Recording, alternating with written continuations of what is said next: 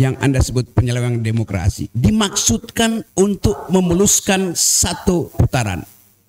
Yang dalam bahasa Gamki et omnes unum sin. Supaya kita semua jadi satu. Satu putaran maksudnya Pak Jokowi. Bukannya dimaksudkan oleh Yesus. Kan itu kan.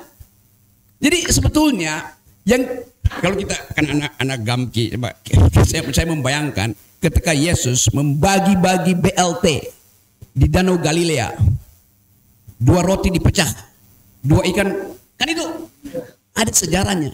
Itu untuk melayani orang yang memang pada waktu itu kebutuhan mendesak tuh.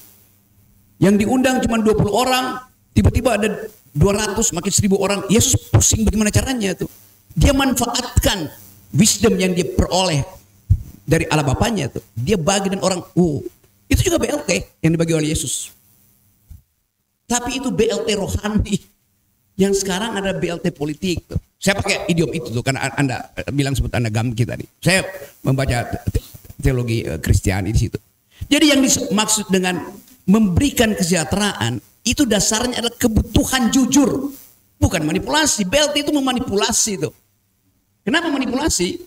Rakyat bawah tidak mungkin bertengkar seperti kita. Pemilih kita 80% lulus kelas 7. Artinya tidak lulus SMP. Itu dasarnya. Jadi Pak Jokowi memanfaatkan kekurangan pengetahuan untuk membujuk dengan mengisi perutnya, bukan mengisi otaknya. Itu kejahatan. Karena konstitusi kita memerintahkan presiden siapapun. Tugas presiden oleh Undang-Undang 1945 cuma 2. Cerdaskan kehidupan bangsa, rawat fakir miskin. Faktanya tidak ada kecerdasan. IQ kita tinggal 78, sedikit di atas simpanse itu. Iya itu datanya begitu, benar, serius. Jadi tidak ada kecerdasan. Setiap malam di Indonesia ada 19,5 juta orang tidur dengan perut kosong. Faktanya begitu.